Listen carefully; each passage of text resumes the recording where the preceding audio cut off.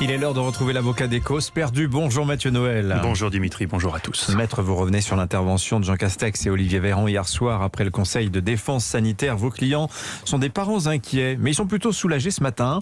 Et vous-même, à titre personnel, vous me disiez être admiratif de cette prise de parole ministérielle qui, selon vous, renouvelle profondément le genre. Oui.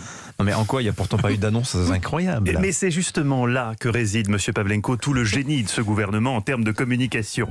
Avant, quand on n'avait rien à annoncer, bêtement, on ne venait pas à la télévision pour le dire. Du coup, pendant ce laps de temps où on n'avait rien à dire, et dans la mesure où personne n'avait eu l'idée de mettre en scène le rien, on n'occupait plus l'espace médiatique et on s'exposait au danger que d'autres, ayant peut-être eux des choses à dire, l'occupent à notre place. Eh bien, après avoir visiblement beaucoup tripé sur la légendaire scène du non-anniversaire dans Alice au Pays des Merveilles, vous vous souvenez ?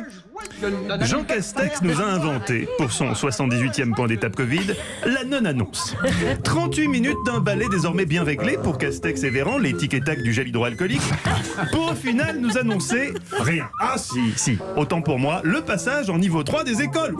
Retour du masque permanent pour les enfants et fin du sport en intérieur. Tant pis pour toi, petit diabétique des Hauts-de-France. Il fallait habiter au soleil chez tonton Ciotti. Là-bas, ils ont toujours basket. Toi, à Valenciennes, t'auras du râpe de Nutella. Donc, je sais pas, je me permets de souligner le paradoxe vu que j'avais cru lire que le virus frappait essentiellement les enfants en surpoids diabétique. Mais enfin, ils ont dû y penser là-haut, tic et tac. Mes clients, en tout cas, eux, sont ravis et pour cause. Et pour que je ne défends pas les enfants qui sont de très mauvais payeurs, mais leurs parents. Des parents qui, eux, sont ravis des annonces de Jeannot. Pas de changement de protocole dans les restos, pas de couvre-feu, pas de jauge dans les concerts, les vacances scolaires finalement pas avancées. On va pas scoltiner les gosses une semaine de plus. Non, les parents d'élèves que je représente sont ravis. C'est une grande victoire pour notre association Mioche Overdose.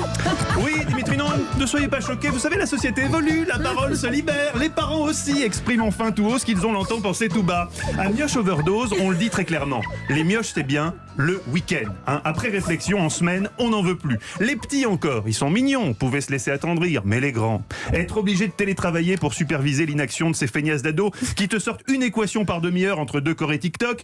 Je sais que vous en avez un à la maison, monsieur Pavlenko. Il ressemble à rien. Il a des t-shirts de hippie avec une barbe de 30 cm. Oui. Franchement, il en dirait un clodo, quoi. Mais oui, mais rejoignez-nous.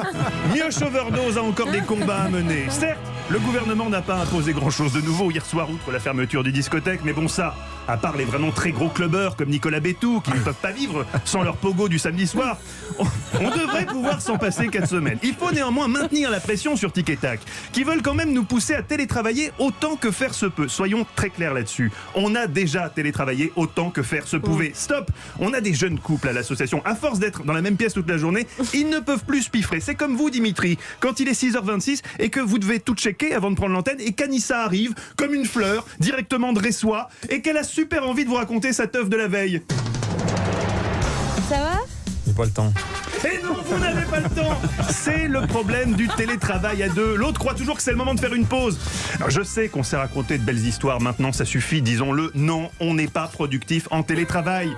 Personne ne peut être productif quand un frigo rempli d'apérifrais et de Kinder Pingui est situé dans un rayon de moins de 3 mètres du canapé où vous tentez désespérément de bosser. Votre œil, irrésistiblement attiré par les images de cette chaîne info que vous avez laissée en fond et qui vous impose de faire un énième break pour appeler vos collègues afin de leur faire part de cette réflexion de la plus haute importance que vous venez d'avoir devant CNews. Vous avez vu Dominique de Villepin, là? Il s'est fait une nuque longue.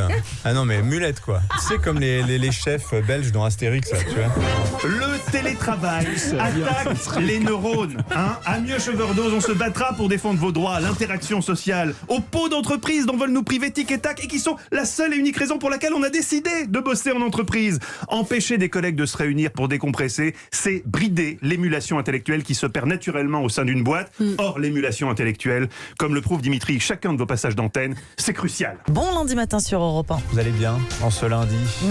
C'est à Saint-Nicolas aujourd'hui. Oh bah oui, tiens, mon frère s'appelle Nicolas. Bon travail, je vous laisse émuler comme ça tranquillement. Si je peux apporter ma contribution aujourd'hui 7 décembre, c'est la Sainte-Ambroise. Bon, mon frère s'appelle pas Ambroise, mais la lune en est à son premier croissant et moi j'adore les croissants.